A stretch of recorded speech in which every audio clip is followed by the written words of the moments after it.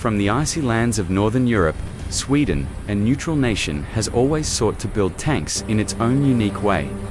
In this video, we follow the development of Swedish tanks, clever engineering, bold prototypes, and machines that have shaped a nation's armored doctrine. Let's begin the light tank. The LK2 tank was developed in Germany in 1918. After extensive testing, the German army was satisfied and ordered 1,000 vehicles, but the order could not be completed before the end of World War I in 1920. Germany sold 10 LK2 tanks to Sweden, where they entered service as Stridsvagn FM21. Between 1929 and 1932, these vehicles were modernized with a better engine and improved frontal armor. The upgraded tanks were designated Stridsvagn M21-29 and were used primarily for training until 1940. Designed by Landsverk AB in 1934 as a further development of the L10V L60, featured a distinctive layout and several revolutionary solutions. 4 L60 tanks were sold to Austria, Hungary, and Ireland. After a series of upgrades, the design entered service in Sweden as the Stridsvagn M38, Sturv M38. Developed by Landsverk AB on the basis of the L60 light tank, during series production, the Sturv M38 underwent several rounds of modernization. A total of 216 vehicles across multiple variants were built between 1939 and 1944. The Sturv M38 served with the Swedish Army into the 1960s. Sturv M40L. In 1940, the Swedish Army faced a severe shortage of armored vehicles. One way to address this was to modernize the L60 tanks. The first 100 upgraded vehicles received 50mm armor and a new automatic transmission. The modernization was carried out by AB Landsverk, which is why they entered service as the Sturv M40L.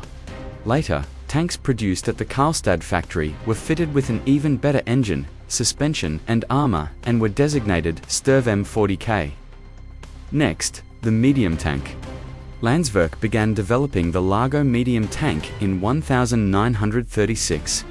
The new vehicle incorporated several elements from the L60 light tank, but used a new engine and was armed with a 57mm gun. In 1939, Hungary expressed interest in the project. However, by the time the first prototype was completed in 1940, Hungary had decided to develop its own medium tank based on the Koda T21 platform. Later, a number of technical solutions from the Largo project were applied during the development of the Sturv M42. Sturv M42, developed from the Largo medium tank design in the late 1930s. This 22.5-ton vehicle was armed with a 75mm Bofors gun. A total of 282 tanks in multiple variants were produced. The ***, TM, TH, and TV versions used a 160 horsepower Scania-Vabis L603 V-type engine, while the Sturv M42EH was powered by a single 370 horsepower Volvo A8B engine. In the early 1950s, the Centurion entered service with the Swedish Army, but Sweden still needed a lighter, more mobile vehicle. It was decided to modernize the older Sturv M42 tanks by fitting them with a new turret and updated armament. The upgraded vehicles were redesignated Sturv 74.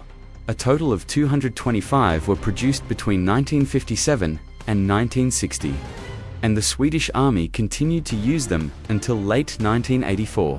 Sturv M42-57 Alt A2. As a step in the development of the Sturv 74, this project proposed using the French AMX-13 oscillating turret and the 7.5 Chim Konstantaev 2 Pat gun. However, it was never built.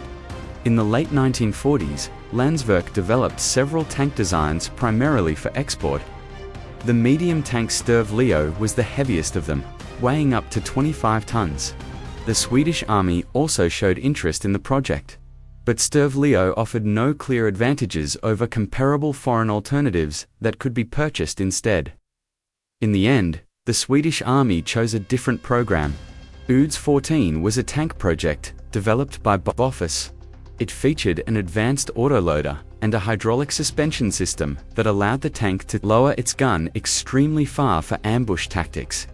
Unfortunately, it existed only on paper, surviving solely as drawings. In the mid-1950s, Sweden purchased around 240 British Centurion, Mk3 and Mk5 tanks. In Swedish Army service, they were designated Sturv 81. These vehicles remained in use until the early 2000s, and underwent several modernization programs. Lansen C, developed by Sweden's Landsverk for the Swiss Armed Forces, this tank was intended to mount a copy of the British 20-pounder tank gun. A full-scale prototype was built to test the proposed design solutions, but all work was halted in favor of a 30-ton vehicle. No metal prototype was ever produced. Stridsyxa was a medium tank variant developed for the Swedish Army in the 1950s.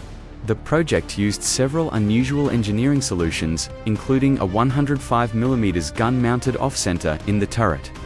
The hull's front shape was designed to optimize the internal layout and improve driver comfort. The suspension featured staggered road wheels. A test vehicle was completed in 1954, but development went no further. UDS-16 was a follow-on development of the UDS-14E2 project proposed by Hägglunds. The new vehicle had a lower profile and was planned to mount a 105mm auto-loaded gun. In 1974, this work was merged with a Bofors proposal, resulting in the UDES-15/16 project. No prototype was ever produced.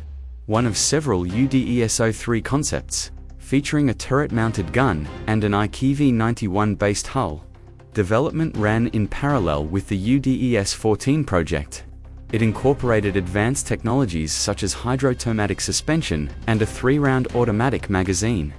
Despite its high mobility, protection was limited to just 20 to 66mm of armor, a further development of UDES-14. This project combined the best features of UDES-15 from Bofors and UDES-16 from Hägglunds. It became the main conventional Swedish tank design direction, but was later cancelled in favor of a concept with a remote-controlled turret. A full-scale mock-up was built, and many of its best ideas went on to appear in later Swedish projects. In Part 2, we'll dive into Sweden's heavy tank and self-propelled gun projects machines, so radical they look like they came straight from the future.